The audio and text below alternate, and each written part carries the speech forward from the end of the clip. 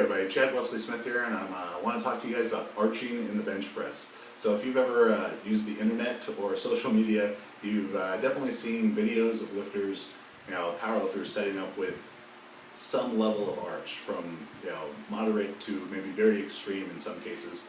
And if you've seen that, you've also probably seen comments like these. Comments where people are, oh my god, you're going to hurt your back, or that's cheating, or how you're never going to develop your chest like that. And 9 times out of 10, maybe 99 times out of 100, those videos are on competitive female powerlifters videos, and they're being made by males. And I see things they'll say like, I recently read an article, then blah blah blah, technique advice for you. Or my friend who's a doctor told me that blah blah blah is bad for your back. Well, if your friend who's a doctor is saying that, then your friend who's a doctor doesn't even lift, right? So if you're not an expert, if you're not a high-level competitor or coach, physical therapist, chiropractor, orthopedic surgeon, they probably don't want to hear your comments.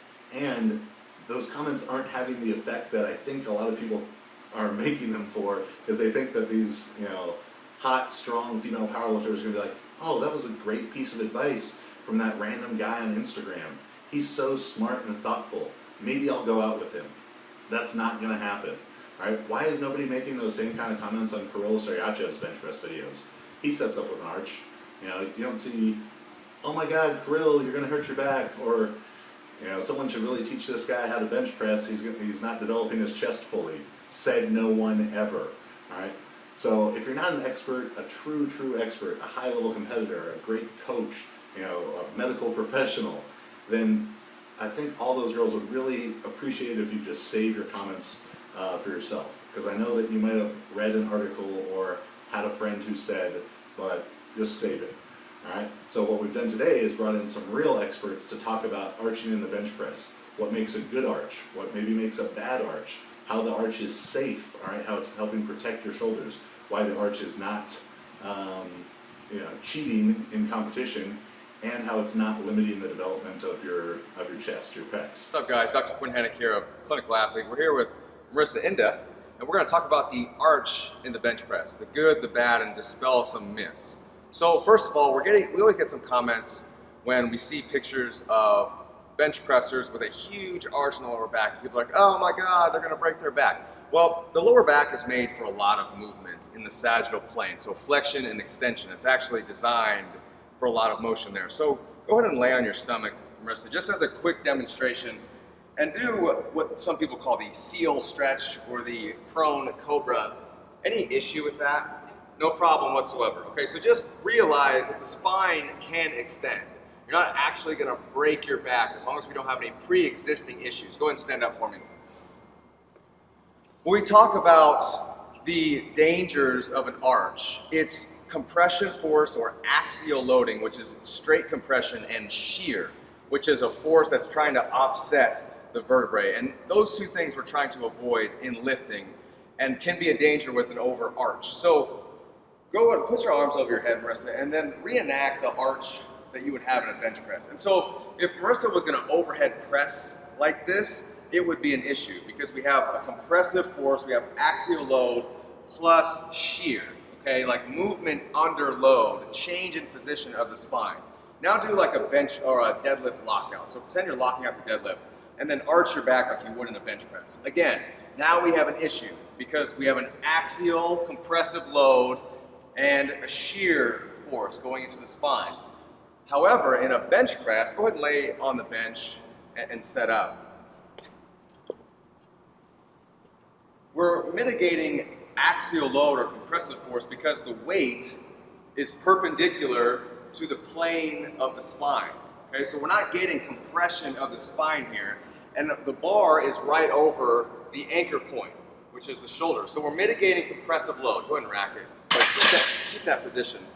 We're also mitigating shear force because even though we have an arch, we're anchored with the glutes on the bench. And so this is where Marissa starts, and there's not a whole lot of change from this position when she goes to bench. There may be some leg drive that causes a little movement, but it's negligible. Okay, so compressive load is mitigated, shear force is mitigated, and and you saw how much range of motion that she possesses. So this is a relatively safe position as long as the glutes stay anchored on the bench. Now, the problems that we run into are, one, if you lift your ass off of the bench, now you're getting a change in position of the spine under load, and that's where you can get some of that shear force. Or if she didn't have this nice natural curve through her whole entire spine, and flatten your ribs out here and only arch your lower back. It's gonna be tough for you because you're not used to that. You have a good, decent arch, so tilt your pelvis. There you go. So she's only hinging in one spot, in that kind of lower back area. Go and relax here. And that can be a very, very uncomfortable position when you're only getting that shear in one area. So what we're looking for in a bench press arch, go ahead and arch up for me, is a nice global curve from the upper back all the way to the tailbone. And you see that C shape, and that's what she gets here.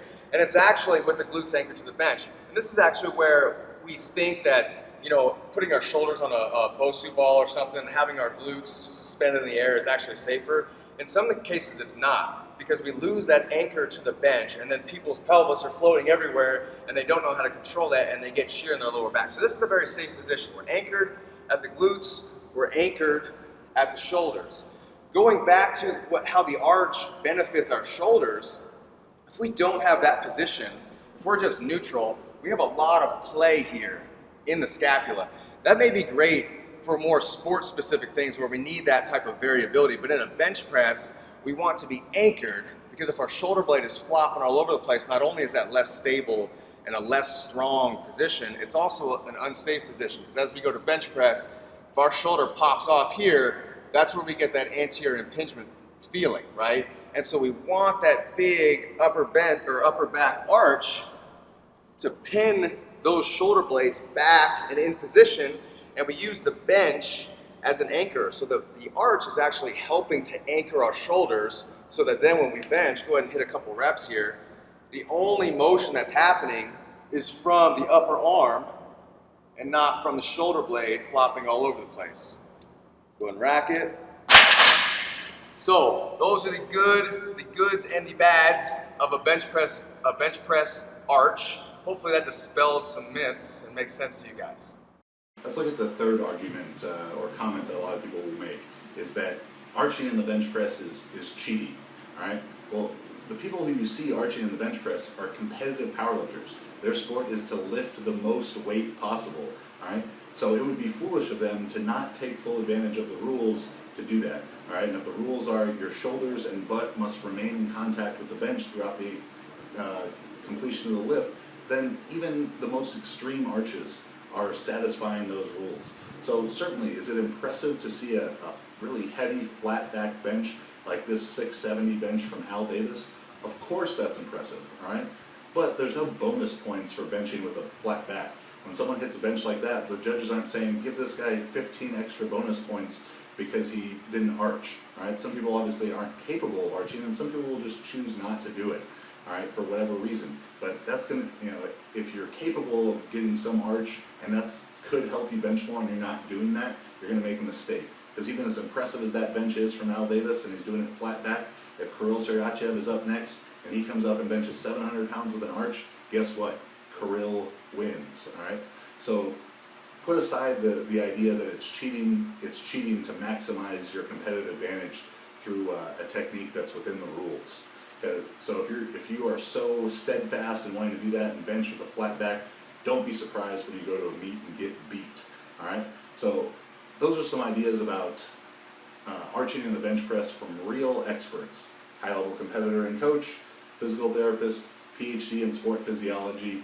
So next time you're thinking, you know, you're looking at an Instagram video and thinking, hey, that person's gonna break their back, realize that they're not going to. It's lacking the axial loading and shearing forces to do that to their back. All right, it's not cheating, it's their sport, and they're still gonna maximize their chest development. So just save your comments.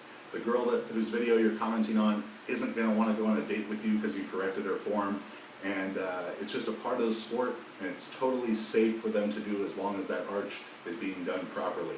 So hopefully you guys got some new insight to arching in the bench press, and I'll see you next time.